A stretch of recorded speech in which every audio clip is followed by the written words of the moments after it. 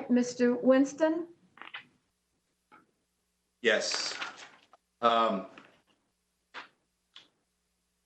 what point in time do we change tactics from de-escalation to an escalation of force and violence? Well, we're responsive to what is put before us. Is if we're being assaulted, rocks are thrown, then we have to be responsive to that, and we have to be able to keep the order out in the streets, and that's pretty much my answer for that one. I don't think you answered my question. When do we change from tactics from de-escalation to escalation? So are you saying if rocks start being thrown, we will no longer de-escalate, we will only escalate use of force? Well, you're talking about us escalating as an agency. We're responsive to what's being done to us, and we're responsive to keeping the order and keeping the peace within the city. So once property is damaged, once officers are assaulted, that's illegal activity, and that's what we have to be responsive to. So if you want to call that escalation on our part, that's your opinion on that, but I will tell you that the escalation starts when it's done by the people who are out protesting. So standing in the middle of the street is illegal, correct? So illegal is a very subjective application of force, is there not?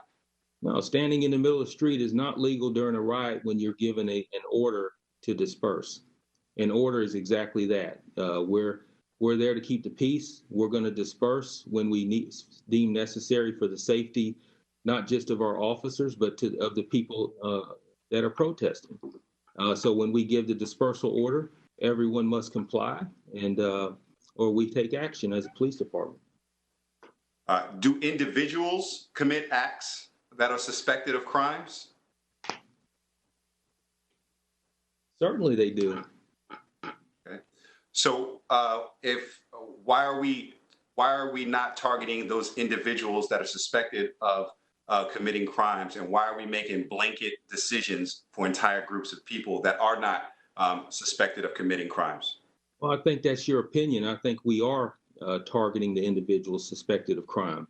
If we're trying to keep the order and keep the peace as an agency, and people aren't complying with that, then they have to face the consequences of that, because that's what our mission is, and that's what our goal is, and we're gonna keep the peace out there. So whether that's throwing rocks, blocking the interstate, we give as much as we can, but at some point, our job is to keep order out in the city. On Friday night on Beatties Ford Road, the commanding officer gave a command to the police out there to drive the people up Beatties Ford Road from in front of Metro Division to LaSalle Street. Why was that order given to drive them towards LaSalle Street? Is it our policy to drive groups of protesters towards vulnerable business fronts?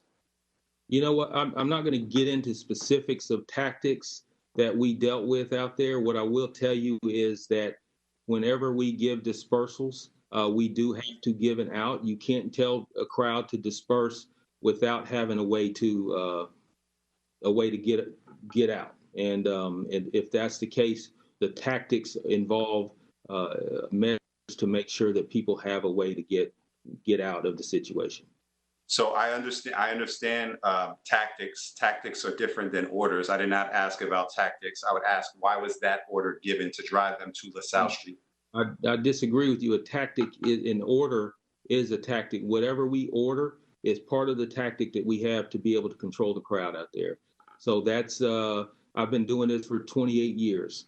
And when we start facing situations to where we have to control things for the safety of people, then that's what we're going to do. And if that order is part of the tactic, that we need to make sure that we keep the peace out there.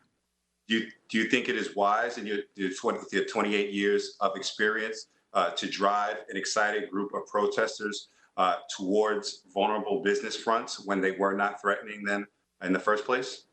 I think it's wise to look at all the options of what we have out there. And if that's the option that we took, then I think our officers did a great job out there. Our officers were out for several hours in the heat and dealing with hostile crowds. I commend them for what they did. And I think that we had great leadership and command out there, and we were able to keep things as peaceful as we possibly could.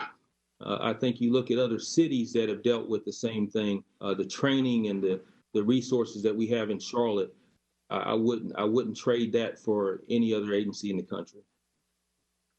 Have chemical weapons ever this weekend been responsible, or ever really, have they ever been responsible for the prevention of violence and or destruction? Absolutely, they have. If our officers are getting pelted with rocks, bricks, bottles, I have 8 officers injured. If it means that we have to use chemical munitions to quell that and to protect our officers, we're going to do that. I'm not going to sit and let our officers get injured and assaulted and just sit and take it. We're gonna be responsive to that, and that's what we did. What could I have done differently to not get arrested? You could have left. When the dispersal order was given, you could have walked away.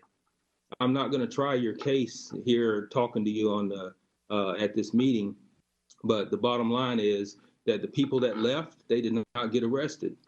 You stayed there, you remained, and you were part of the line as officers pushed through, and that's what happened. So if you want to talk further offline about that, I'll be happy to do it. But I think you're well aware of the situation that happened. I would like to do that, and I have no more questions. Thank you. Thank you. So we'll start with District 7, Mr. Driggs. Thank you, Mayor. Chief Jennings, welcome. I look forward to being able to spend